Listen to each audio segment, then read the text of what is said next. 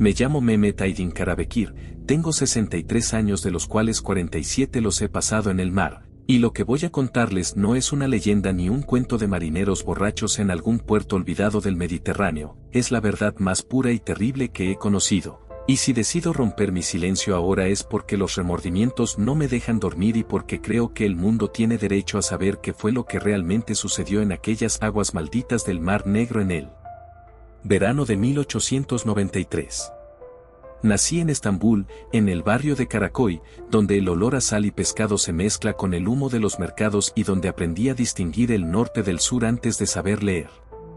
Mi padre, Aydin Karabekir, era capitán de un pesquero modesto, y mi abuelo antes que él también lo fue. El mar está en mi sangre como está en la sangre de todos los hombres de mi familia desde tiempos que se pierden en la memoria. Me casé joven, a los 21 años, con Elif, una muchacha de ojos color miel que conocí en el mercado de especias. Tuvimos 3 hijos, 2 varones, Osman y Kemal, y una niña, Aisé, que murió de fiebre cuando apenas tenía 7 años. Esa pérdida casi destroza a mi esposa, y yo me refugié en el mar más que nunca, porque en alta mar el dolor se diluye en la inmensidad del horizonte y uno puede fingir, aunque sea por unas horas, que el mundo no es tan cruel. He navegado en todo tipo de embarcaciones, desde pequeñas caiques de pesca hasta grandes vapores mercantes que cruzaban desde el Bósforo hasta Crimea. He visto tormentas que levantaban olas del tamaño de edificios, he sobrevivido a un naufragio frente a las costas de Rumanía en 1878, he pescado atunes que pesaban más que 3 hombres juntos, y he conocido el hambre, el frío, el miedo y la soledad que solo el mar puede enseñarte. Para el verano de 1893, yo era el capitán del YLDZ, un pesquero de vapor de tamaño mediano con casco de acero que había sido renovado apenas 2 años antes en los astilleros de Galata. Era una buena embarcación, sólida y confiable, y mi tripulación estaba compuesta por 11 hombres experimentados, la mayoría de ellos también de Karakoy, hombres en los que confiaba con mi vida porque ya habíamos pasado juntos por temporales que habrían hundido a tripulaciones menos unidas.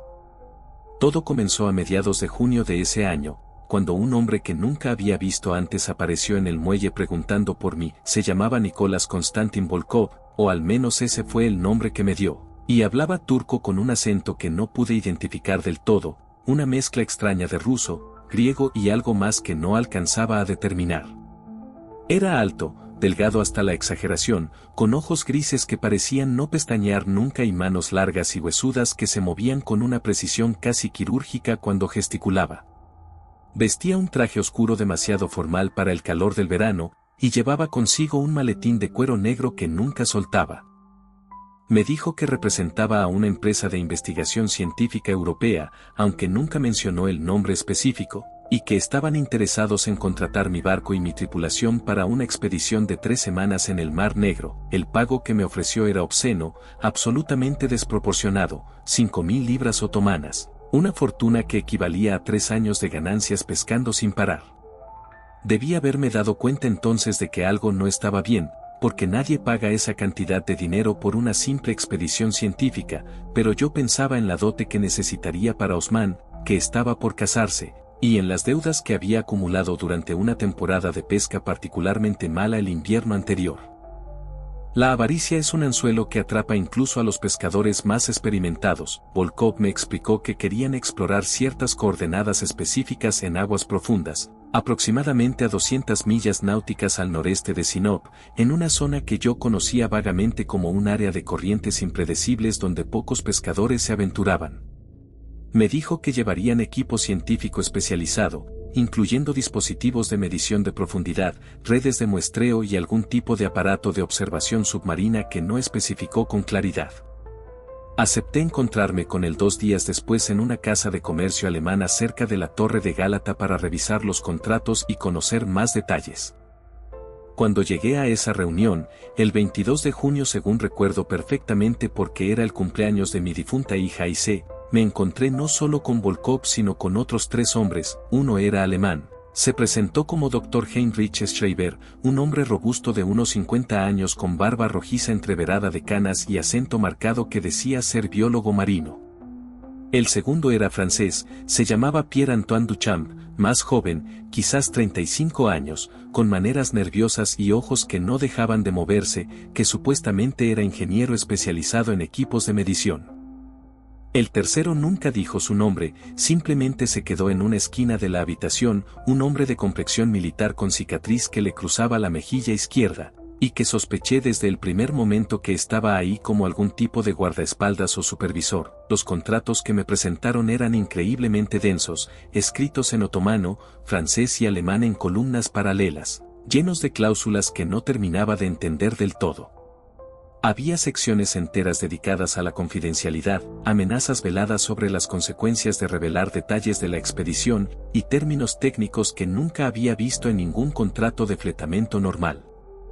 Les pregunté directamente qué era exactamente lo que estábamos buscando, y Schreiber me respondió con una sonrisa que no llegaba a sus ojos que estaban investigando anomalías biológicas reportadas por pescadores locales, migraciones inusuales de especies pelágicas y formaciones geológicas submarinas de interés científico. Todo sonaba razonable en la superficie, pero había algo en la forma en que se miraban entre ellos, en los silencios que se extendían demasiado entre preguntas, en la tensión que vibraba en esa habitación como una cuerda a punto de romperse, que me hacía sentir profundamente incómodo.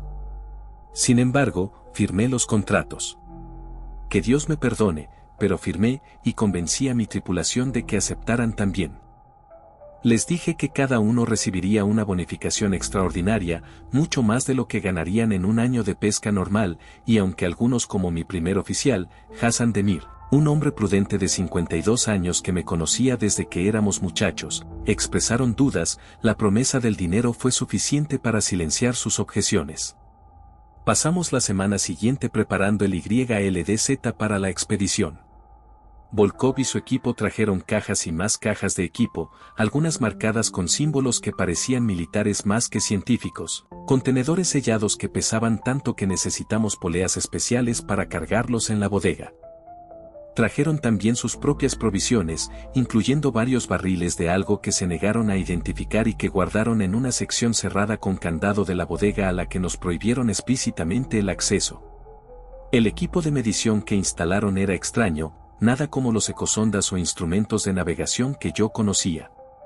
Había cilindros de metal con válvulas intrincadas, cables gruesos recubiertos de caucho que conectaban a paneles llenos de medidores y agujas, y algo que parecía una campana de buceo modificada pero con ventanas de cristal extraordinariamente grueso y un sistema de poleas y cadenas que sugería que estaba diseñada para descender a profundidades considerables.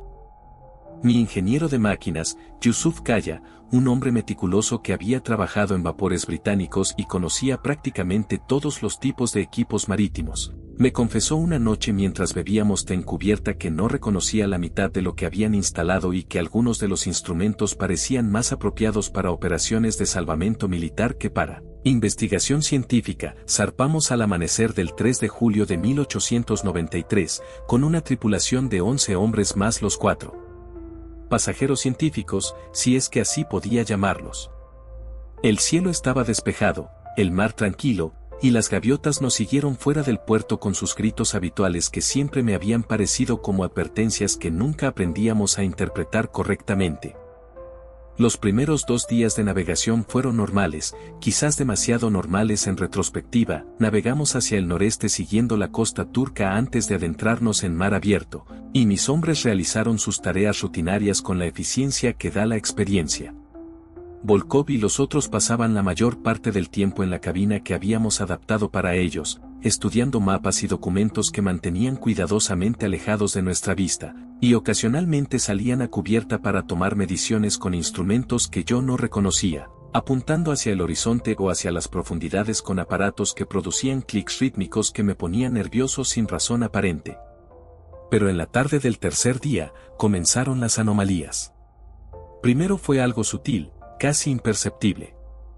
Nuestro compás principal, un instrumento Kelvin confiable que nunca había fallado, empezó a mostrar desviaciones erráticas, la aguja temblando y girando en patrones que no tenían sentido considerando nuestra posición y rumbo. Yusuf revisó el mecanismo pensando que quizás algún metal ferroso cercano estaba causando interferencias, pero no encontró nada fuera de lugar. Le mencioné el problema a Volkov, quien simplemente asintió como si ya lo esperara y me aseguró que era normal en esa zona debido a depósitos minerales en el fondo marino. Esa explicación no me satisfizo porque yo había navegado por esas aguas antes, aunque nunca tan al noreste, y nunca había experimentado problemas magnéticos de esa magnitud. La cuarta noche, 3 de mis hombres, incluyendo a mi timonel Kerim Yilmaz, reportaron haber tenido el mismo sueño, describieron aguas oscuras, casi negras, y una luz pulsante que venía desde las profundidades, una luz verdosa y enferma que dolía mirarla incluso en el sueño. Dijeron que en ese sueño podían escuchar algo, no exactamente sonidos sino más bien vibraciones que sentían en sus huesos, y que había una presencia, algo vasto y antiguo que los observaba desde abajo. Cuando compartieron esto durante el desayuno, otros 2 tripulantes, los hermanos Mehmet y Ali Özkan, se pusieron pálidos y admitieron haber tenido sueños similares aunque no idénticos, sueños de profundidades y de cosas que se movían en la oscuridad, cosas que no deberían existir. Yo mismo había dormido mal esa noche, aunque no recordaba haber soñado nada específico, solo una sensación persistente de ahogo y una ansiedad sin nombre que me había hecho despertar varias veces empapado en sudor frío. Hassan Demir, quien siempre había sido el más escéptico de la tripulación respecto a supersticiones marineras, sugirió que quizás era solo el efecto del confinamiento y la tensión de trabajar con estos extraños pasajeros, pero incluso él parecía perturbado. El quinto día, alcanzamos las coordenadas que Volkov había especificado, 43 grados, 27 minutos norte, 36 grados, 48 minutos este, un punto en medio de absolutamente nada, donde el agua tenía un color extraño, más oscuro de lo que debería ser incluso considerando la profundidad que nuestro ecosonda marcaba como 1300 metros. Volkov y Schreiber se mostraron excitados de una manera que me pareció casi enfermiza cuando confirmamos nuestra posición, y de inmediato comenzaron a desempacar y preparar su equipo especializado.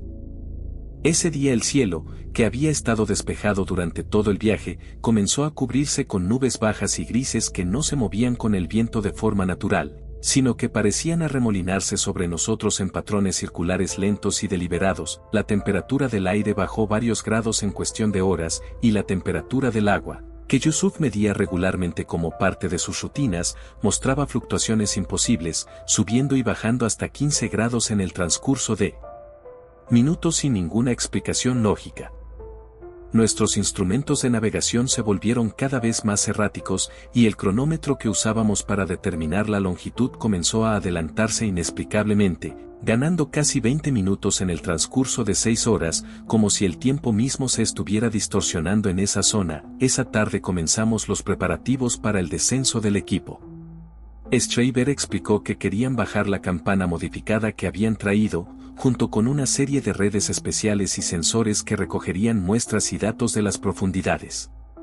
La campana, que ahora podía ver completamente ensamblada en cubierta, era una cosa monstruosa de acero remachado con ventanas de cristal grueso como mi brazo, lo suficientemente grande para acomodar a 2 personas en su interior.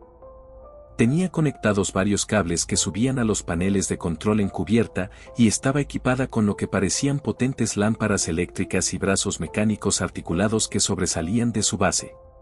Volkov insistió en que él mismo descendería en la primera inmersión junto con el hombre sin nombre que nunca había hablado, y que bajarían hasta al menos 800 metros para realizar observaciones iniciales. Esto me pareció una locura absoluta porque las campanas de buceo normales raramente descendían más allá de 200 metros, pero cuando expresé mis preocupaciones, Volkov me miró con esos ojos grises suyos que parecían ver a través de mí y me recordó con voz suave pero firme que me estaban pagando para navegar y operar el barco, no para cuestionar sus decisiones científicas. Así que supervisé mientras mis hombres preparaban los cablestantes y verificaban la resistencia de los cables, rezando en silencio para que todo esto terminara pronto y pudiéramos volver a casa con nuestra paga y olvidar que alguna vez habíamos estado en este lugar maldito. Comenzamos el descenso poco antes del atardecer. La campana fue izada sobre el costado del barco y lentamente bajada hacia el agua oscura y aceitosa que lamía nuestro casco con sonidos que me recordaban a lenguas hambrientas. Volkov y el hombre sin nombre estaban dentro, y podíamos verlos vagamente a través de las ventanas de cristal mientras descendían. Los cables se tensaban y crujían bajo el peso, y Yusuf operaba el cabrestante principal con el cuidado de alguien manipulando explosivos. A 50 metros de profundidad, los medidores en los paneles de control comenzaron a mostrar lecturas anómalas, fluctuaciones de presión que no correspondían con la profundidad. A 100 metros, las lámparas de la campana eran apenas visibles como un débil resplandor verdoso que se hundía en la negrura. A 200 metros, perdimos contacto visual completamente y solo podíamos confiar en los medidores y en el cable marcado para saber a qué profundidad estaban. Duchamp, el ingeniero francés, monitoreaba los paneles con una concentración febril, anotando números en un cuaderno con manos que temblaban visiblemente. A 400 metros, escuchamos por primera vez ese sonido, un sonido que venía a través de los cables, transmitido de alguna forma desde las profundidades, un golpeteo rítmico y distante como algo enorme moviéndose en la oscuridad, como el latido de un corazón gigantesco y enfermo. Mis hombres se miraron entre sí con ojos llenos de miedo primordial, el tipo de miedo que ninguna cantidad de experiencia marinera puede eliminar, el miedo a lo desconocido que acecha en las profundidades donde la luz nunca llega. A 600 metros, las redes de muestreo que habíamos bajado en conjunto con la campana comenzaron a tensarse de formas extrañas, como si algo las estuviera manipulando desde abajo, tirando de ellas con una fuerza que hacía vibrar todo nuestro sistema de cables. Y entonces, a 740 metros de profundidad, algo agarró nuestras redes. La batalla para recuperar el equipo fue brutal. Marcus y yo tirábamos de las cuerdas con desesperación mientras sentíamos la resistencia violenta desde abajo. El agua alrededor del cable burbujeaba como si hirviera, y podíamos ver sombras oscuras moviéndose en círculos cada vez más cerrados.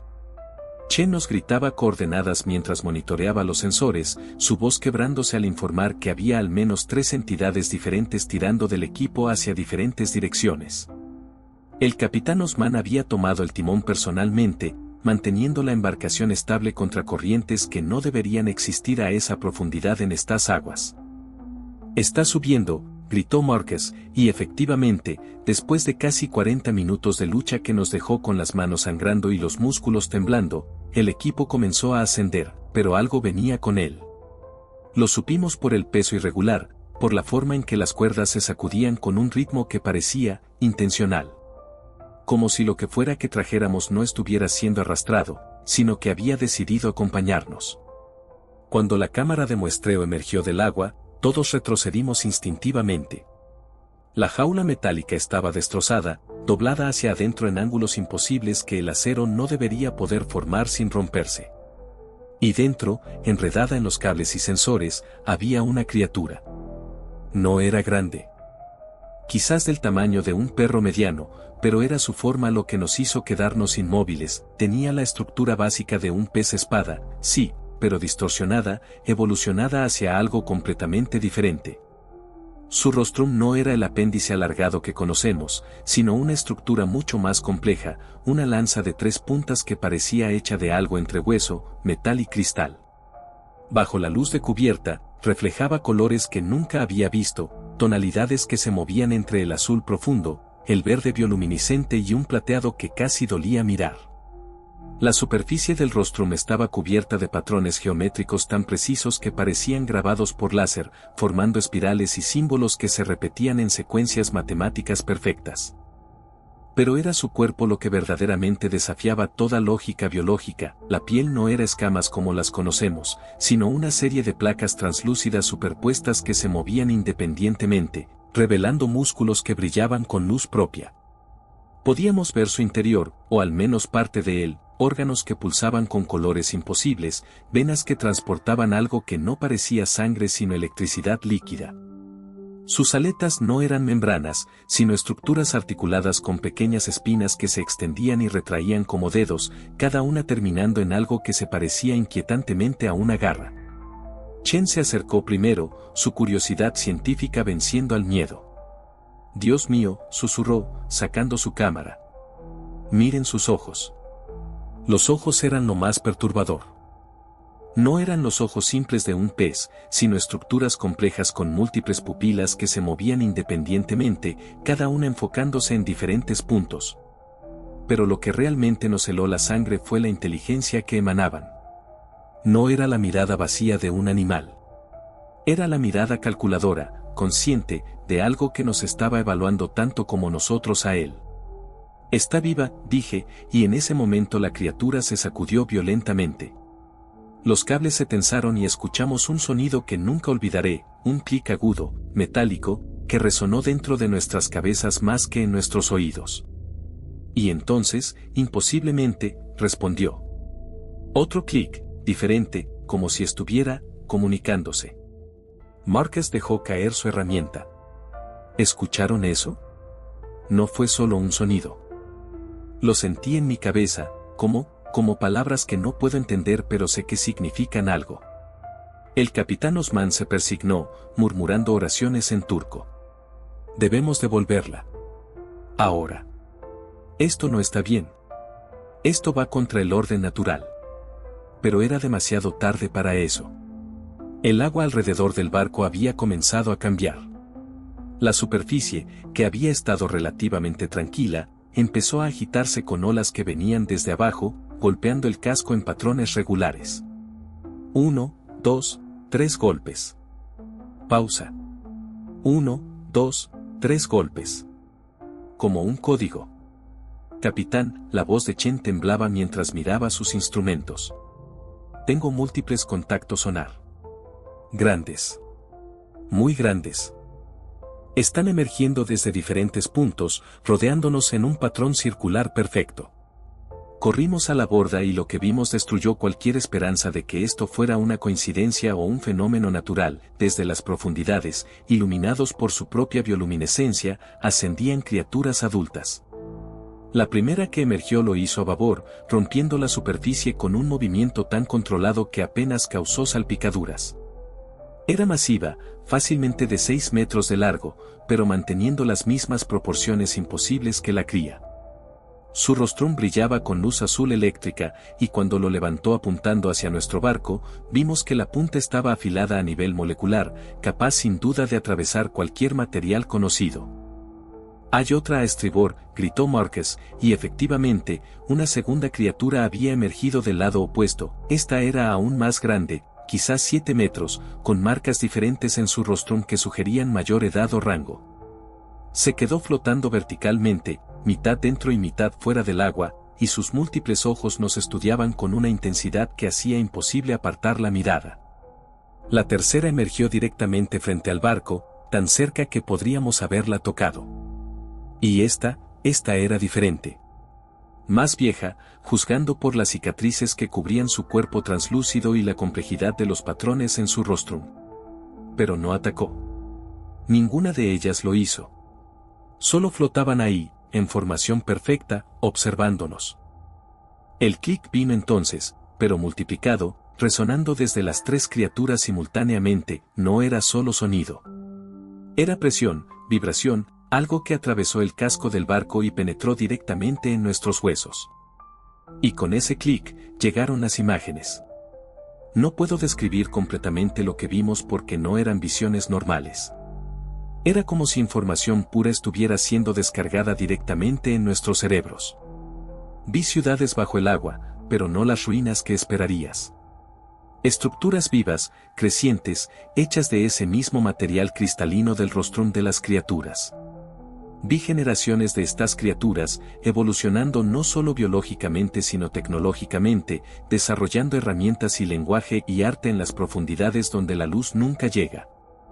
Vi el incidente de 1893 desde su perspectiva, un guardián territorial defendiendo aguas sagradas de un intruso de superficie, perforando el casco de acero como advertencia, como demostración de que el océano profundo tenía sus propios dueños, pero sobre todo, sentí su emoción. No era rabia ciega.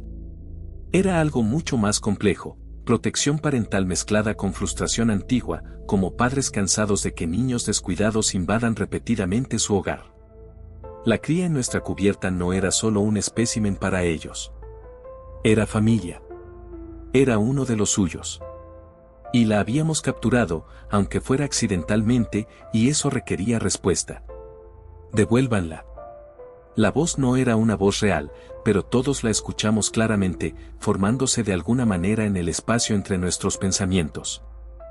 Devuélvanla y márchense, esta es su única advertencia. Marcus cayó de rodillas, sangrando por la nariz. Chen se aferraba a la barandilla, llorando. El capitán Osman había cerrado los ojos, pero lágrimas corrían por su rostro curtido. Yo temblaba incontrolablemente, tratando de procesar lo que acababa de experimentar. ¿Qué hacemos?, susurró Marcus. ¿Qué hacemos? La criatura más grande, la más vieja, se acercó aún más al barco.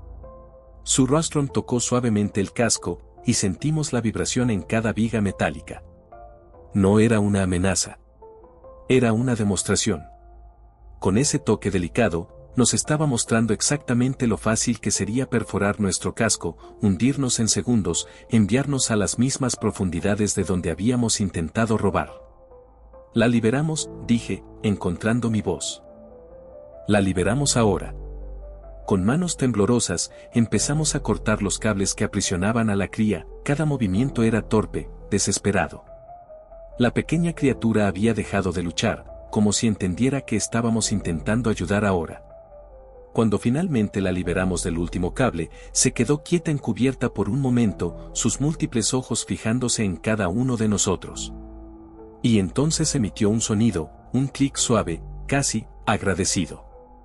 La levantamos con cuidado, usando una lona para no dañar su piel translúcida, y la llevamos a la borda. El momento en que la depositamos sobre el agua, las tres criaturas adultas se movieron simultáneamente. La cría nadó directamente hacia la más grande, que la envolvió con sus aletas articuladas en algo que solo podía describirse como un abrazo. Las otras dos se acercaron, tocando a la cría con sus rostrum en lo que claramente era un ritual de reconocimiento y bienvenida. Y entonces, las imágenes llegaron nuevamente, pero diferentes esta vez. Más suaves, más detalladas. Nos mostraron cosas que nunca deberíamos ver, secretos de las profundidades que la humanidad había olvidado o nunca supo. Vimos el verdadero alcance de su civilización, no solo una especie, sino toda una red de criaturas inteligentes viviendo en simbiosis en la zona abisal. Vimos sus archivos históricos, grabados en cristal vivo, documentando milenios de observación de la superficie.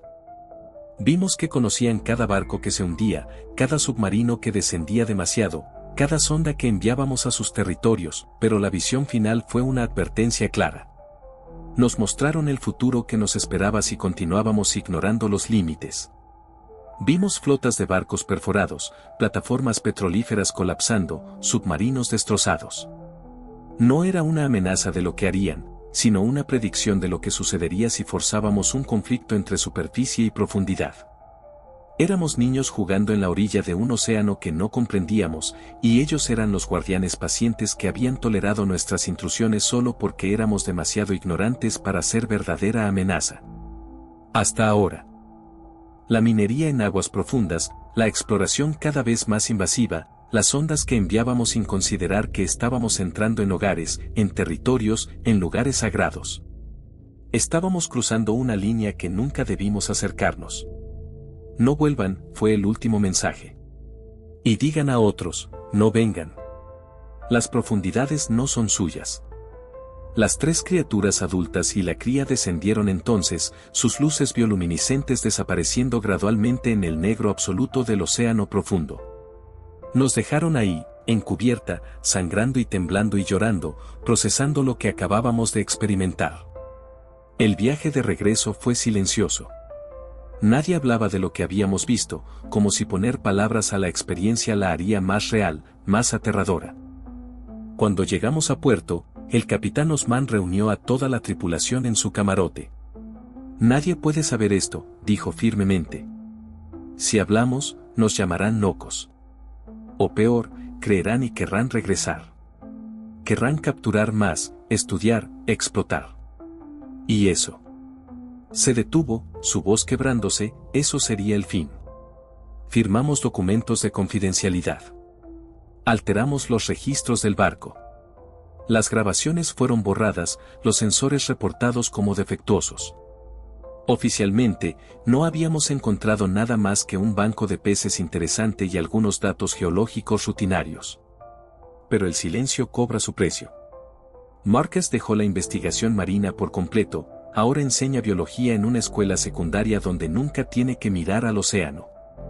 Chen se mudó tierra adentro, lo más lejos del mar que pudo conseguir, y sufre pesadillas cada noche con luces azules emergiendo de la oscuridad. El capitán Osman vendió su barco y se retiró, pasando sus días en un pueblo de montaña donde el sonido del agua es solo un arroyo distante e inofensivo. Yo he guardado este secreto durante 15 años. 15 años viendo las noticias sobre nuevas expediciones a las profundidades marinas, sobre planes ambiciosos de minería en la fosa de las Marianas, sobre submarinos cada vez más avanzados descendiendo a lugares donde no deberían ir. 15 años sabiendo que estamos jugando con fuego, que cada nueva intrusión nos acerca más a cruzar esa línea final. Pero ya no puedo quedarme callado. No cuando veo que empresas están planeando operaciones mineras masivas en zonas abisales, no cuando gobiernos están desarrollando tecnología para establecer bases permanentes en aguas profundas, no cuando la humanidad, en su arrogancia infinita, está a punto de despertar algo que ha estado tolerando nuestra existencia solo por cortesía. Por eso estoy contando esto ahora. Y lo que encontramos en 2010 fue una segunda advertencia, mucho más clara, mucho más directa, no habrá una tercera. Las criaturas de las profundidades son pacientes, pero su paciencia tiene límites. Son sabias, pero su sabiduría incluye saber cuándo debe terminar la tolerancia. Son poderosas de maneras que apenas comenzamos a comprender, capaces de destruir todo lo que flota sobre sus dominios y deciden que ya no podemos coexistir. Así que esta es mi súplica, mi advertencia final: deténganse. Dejen las profundidades en paz. Los recursos que buscamos ahí no valen el precio que pagaremos si continuamos. La curiosidad científica no justifica invadir territorios que claramente pertenecen a otros. El progreso tecnológico no nos da derecho a reclamar cada rincón del planeta. El océano profundo no es nuestro, nunca lo fue. Y es tiempo de que aceptemos eso antes de que sea demasiado tarde. Si esta historia te ha hecho pensar, si te ha asustado, si te ha hecho cuestionar lo que realmente sabemos sobre nuestro planeta, entonces compártela. Dale like, suscríbete para más historias que el mundo necesita escuchar, comparte esto con todos los que conozcas. Comenta tus pensamientos, tus propias experiencias, tus miedos sobre lo que está sucediendo en nuestros océanos. Porque la única manera de detener lo que viene es que suficientes personas sepan, que suficientes voces se alcen para exigir que respetemos los límites que nunca debimos cruzar. El mar guarda secretos. Algunos secretos deben permanecer enterrados. Esta es tu advertencia. Nuestro futuro depende de que la escuches.